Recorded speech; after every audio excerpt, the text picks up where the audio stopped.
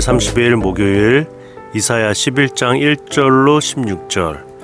이새의 줄기에서 한 싹이 나며 그 뿌리에서 한 가지가 나서 결실할 것이요 그 위에 여호와의 영 곧 지혜와 총명의 영이요 모략과 재능의 영이요 지식과 여호와를 경외하는 영이 강림하시리니 그가 여호와를 경외함으로 즐거움을 삼을 것이며 그의 눈에 보이는 대로 심판하지 아니하며 그의 귀에 들리는 대로 판단하지 아니하며 공의로 가난한 자를 심판하며 정직으로 세상의 겸손한 자를 판단할 것이며 그의 입에 막대기로 세상을 치며 그의 입술의 기운으로 악인을 죽일 것이며 공의로 그의 허리띠를 삼으며 성실로 그의 몸의 띠를 삼으리라.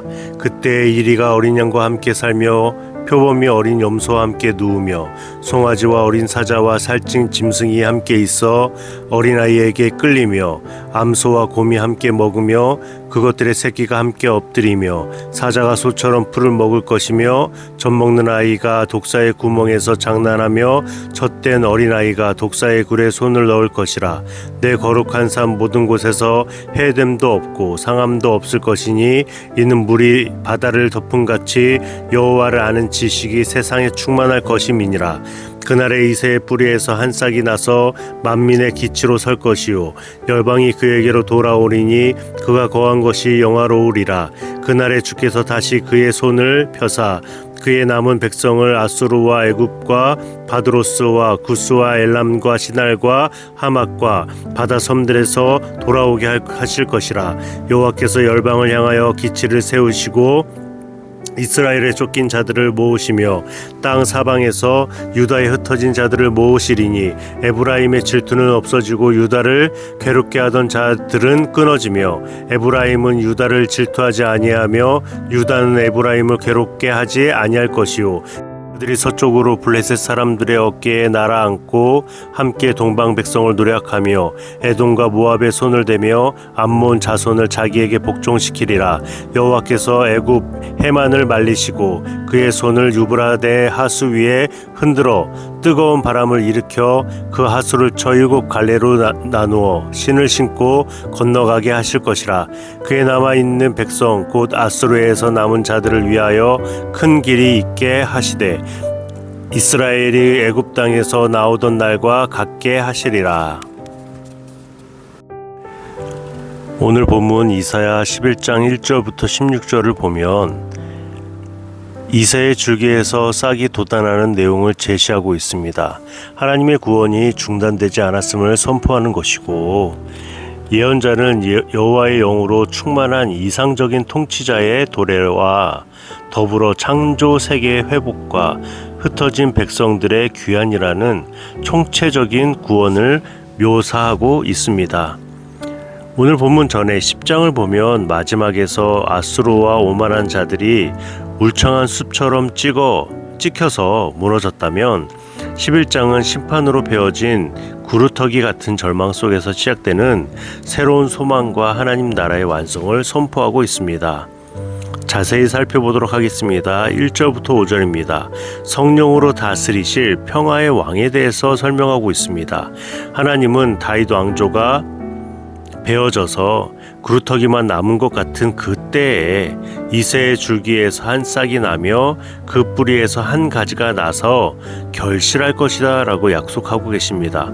초라해 보이는 그 한 싹은 장차 오실 메시아를 가리킵니다. 그분 위에는 여호와의 영 곧 지혜와 총명의 영 모략과 능력의 영 지식과 여호와를 경외하는 영이 임하십니다. 그분은 외모나 소문으로 판결하지 아니하시고 오직 공의와 정직으로 가난한 자와 겸손한 자를 재판하시며 정직과 신실함으로 허리띠를 띠고 온 세상을 다스리실 참된 왕이시다라고 설명하고 있습니다. 6절부터 9절 하나님 나라의 참된 평화는 샬롬으로 나타나는데 메시아가 다스리는 나라는 양육 강식과 맹수들의 탐욕이 지배하는 그런 세상과는 완전히 다름을 말씀하고 있습니다. 이리가 어린 양과 함께 살며 표범이 어린 염소와 함께 누우며 송아지가 어린 사자와 함께 있어 어린아이에게 끌린다라고 표현하고 있고, 암소와 곰이 함께 먹고 사자가 소처럼 풀을 먹으며 젖 먹이는 아이가 독사의 구멍에 장난하며 독사의 굴에 손을 넣을 것이다. 약자가 강자에게 먹히고 두려움에 떨어야 했던 세상의 질서가 모두 깨어진다라고 말을 하고 있습니다. 세상에 해함도 없고 상함도 없는 완벽한 평화가 임한다. 왜냐하면 물이 바다를 덮은 같이 여호와를 아는 지식이 세상에 충만할 것이기 때문이다 라고 설명하고 있습니다. 10절부터 16절, 흩어진 자들의 회복과 기적적인 인도가 나옵니다.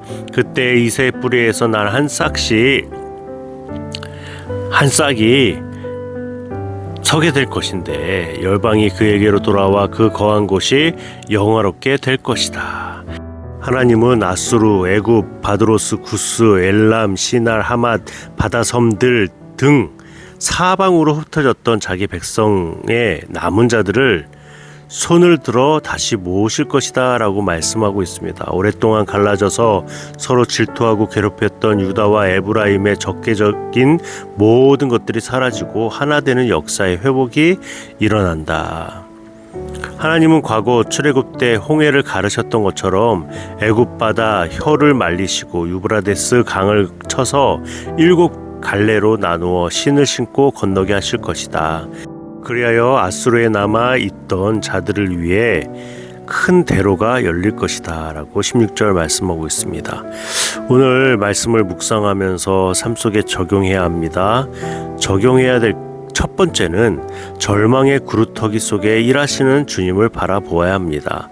눈으로 보기에는 모든 것이 베어지고 구루터기만 남은 것처럼 보이는 인생의 순간이 있습니다. 다윗 왕가가 망한 것처럼 내 사업, 건강, 관계가 끝난 것 같은 느낌을 받을 때, 아니 느낌이 아니라 그런 결과를 받을 때가 있다라는 것입니다. 그러나 하나님은 다 끝났다고 생각하는 그 절망의 구루터기에서 새로운 싹을 내시는 분이십니다. 내 눈에 보이는 황량함에 속지 말고 소망 없는 땅에서 일하시는 주님의 은혜를 기대하시기 바랍니다. 두 번째입니다. 내가 서 있는 자리에 하나님 나라의 평화를 심고 있는가라는 것입니다. 우리가 살아가는 세상은 여전히 양육 강식의 논리가 지배합니다. 남을 밟아야 내가 살고 서로를 찌르고 상처를 줍니다.